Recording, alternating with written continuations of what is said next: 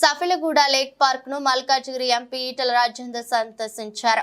ఈ సందర్భంగా పలు కాలనీ వాసులు వారికి శుభాకాంక్షలు తెలిపి పలు సమస్యలను వారి దృష్టికి తీసుకువచ్చారు.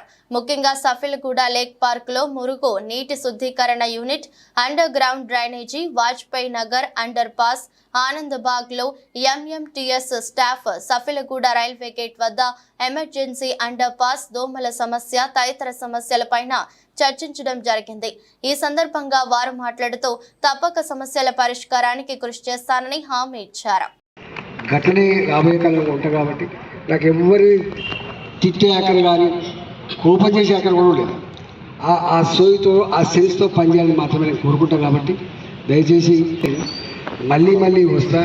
నేను ఈ మధ్యనే అనుకుంటున్నాం, ప్రతి విషయంలో మీరు ఏది ఫీల్ అవుతుందో, మీరు ఇది మంచిగా లేదని చెప్పి ఏదంటారో నాకు కూడా అది మంచిగానే ఉండదు. నీకు మంచిగా లేక నాకు మంచిగా ఉండే ప్రసక్తి లేదు. కాబట్టి డెఫినెట్గా ప్రజలకు సంబంధించిన చిన్న సమస్యలు వాళ్ళు ఇది గిట్ల చిన్న సమస్యలు అంటారు, కానీ ఆయనకు అదే పెద్ద సమస్య, వాళ్ళకి అదే పెద్ద సమస్య. కాబట్టి ఏ చిన్న సమస్య ఉన్నా నోటీస్ తీసుకురండి. మా వాళ్ళు స్థానికంగా ఉంటారు, నోటీస్ తీసుకురండి, తప్పకుండా చేసి పెట్టే ప్రయత్నం చేస్తాను. ఇంకా నేను హుజరాబాద్లో 20 ఏళ్ళు ఉన్నా. వీళ్ళందరూ వచ్చింది మారికి వచ్చిండ్రు. మల్కాజ్గిరిలో ఇవాళ మీరు గతంలో ఏ బాధ లేదా పడరు. ఆ బాధ లేకుండా ఉండే పద్ధతికి ఉన్నంతలో